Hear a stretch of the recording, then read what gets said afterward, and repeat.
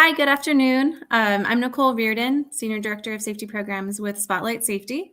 Today for our Lunch and Learn, we were going to be talking about EPA's e-manifest third final rule, and we're going to be focusing on explaining this for generators of hazardous waste. So for a little bit of background about the rule, the EPA proposed the third rule back on April 1st, 2022. And from April to August of 2022, there was a public comment period that was open. And then in 2024, July 26, 2024, the final rule was published. So the final rule contained final requirements to regulatory changes around manifest-related reports to be submitted through the e-manifest system. So these three reports, and we'll focus on these a little bit in more detail later, but the three reports are discrepancy reports, exception reports, and unmanifested waste reports. On December 1st, 2025, if your email was associated with a hazardous waste generator site on MyRecra, then you should have received an email around December 1st, 2025, letting you know that this rule went live and that there are new reporting requirements. December 1st was also the start date for regulated entities to begin submitting associated reports. So really what this final rule is, it's to amend parts of the hazardous waste manifest regulations under the Resource Conservation and Recovery Act, specifically about the e-manifest system. So the intention is to reduce reporting burden on industry and states, increase information availability, improve compliance monitoring, and prepare for future potential integration with biennial reporting requirements. And the EPA aims to modernize and streamline the manifest process, increasing expected benefits through the e-manifest system and encouraging further adoption of electronic manifest through increased utility of the system. So they're trying to make reporting in the whole e-manifest system more streamlined and effective. Starting December 1st, 2025, manifests accompanying exported hazardous waste must be submitted to the e-manifest system by the exporter. And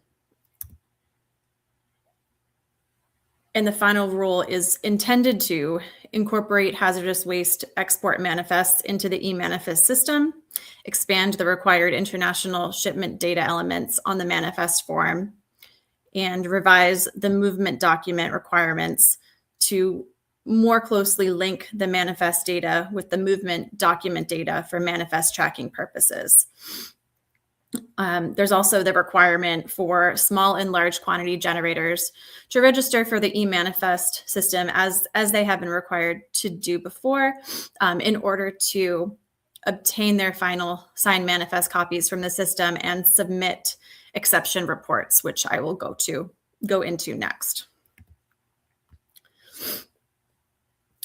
So the final rule is really intended also to require entities to correct manifest data errors, make conforming changes for PCB manifest regulations under the Toxic Substances Control Act, and to make notifications on other technical corrections, typographical errors, et cetera, that appear on manifests through the e-manifest program.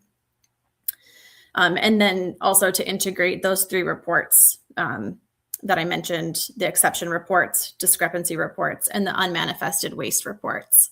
All of this information is summarized from the final rule, which can be found in the Federal Register. So the link is there. So feel free if you need additional information to read through it. The exception reports are for generators of hazardous waste. But the important note here is that this does not apply to very small quantity generators. So if you generate less than 27 gallons of hazardous waste per month, or you're a PCB generator, then the exception report does not apply to you. But if you are a large quantity generator or a small quantity generator, you will need to submit an exception report. If you haven't received the top copy of the signed manifest from the treatment facility within 60 days of the waste being accepted by the initial transporter. The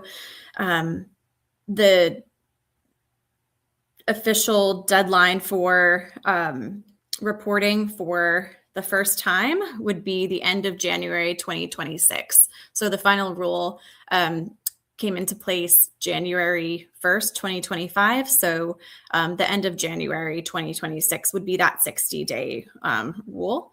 But then afterwards, it would be 60 days from the time of the waste being accepted by the initial transporter. So in the meantime of that 60 days, you would still be responsible for reaching out to your waste vendor, going on the eManifest website, doing everything you can to try to get a hold of that top copy of that signed waste manifest.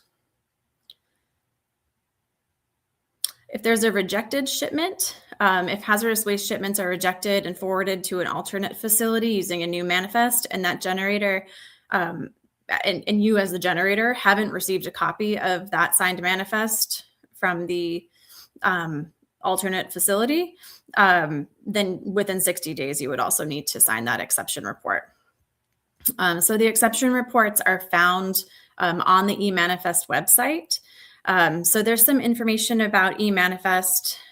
If you're not familiar with it, or if you need to register on MyRECRA for an account, you can go to epa.gov/eManifest, and there's lots of information about how the eManifest program works. And there are instructions on how to register for eManifest, so that if you did need to send one of these exception reports, you would be able to log into your account and complete one on the eManifest system. So the two other reports, so discrepancy reports and unmanifested waste reports, don't apply to generators, but I'll briefly go into what they are just so that you're aware. Discrepancy reports must be submitted by the receiving facility through the eManifest system. Again, the start date is December 1st, 2025 for this. And manifest discrepancies are significant differences between the quantity or type of hazardous waste designated on the manifest and what the facility actually receives. So there are quantity discrepancies and type discrepancies. So upon discovering a discrepancy, the owner or operator must attempt to reconcile it with the waste generator or transporter, and then they have a 20-day period in order to get that resolved. And if they do not, they need to submit that discrepancy report again on the eManifest system. Unmanifested waste reports, again, there's no change for generators here. You won't have to fill out these reports, but what they are, facilities accepting hazardous waste without an accompanying manifest have to submit an unmanifested waste report through that eManifest system. The start date was December 1st, 2025. And then they have 15 days to get that resolved, or else they have to submit an unmanifested waste report through the system. So there is a mention of regulatory penalty for small quantity generators and large quantity generators for compliance issues with this new rule. I don't have the fee schedule for it, but there is mention of some sort of regulatory penalty. So if you're not sure if you have an account with MyRECRA, or you're not sure what the eManifest system is or how it works, they have a user registration tutorial video that I've linked here.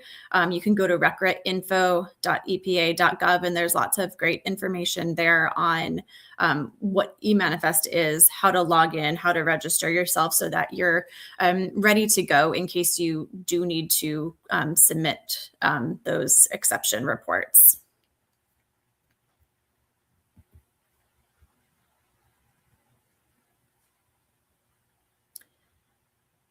Any questions on that kind of high-level overview?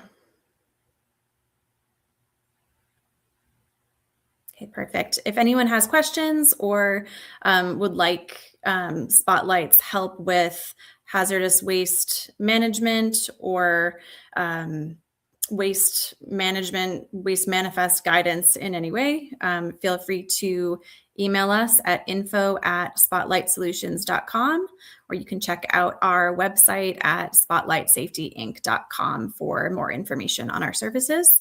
Thank you all for joining today, and have a great rest of the day.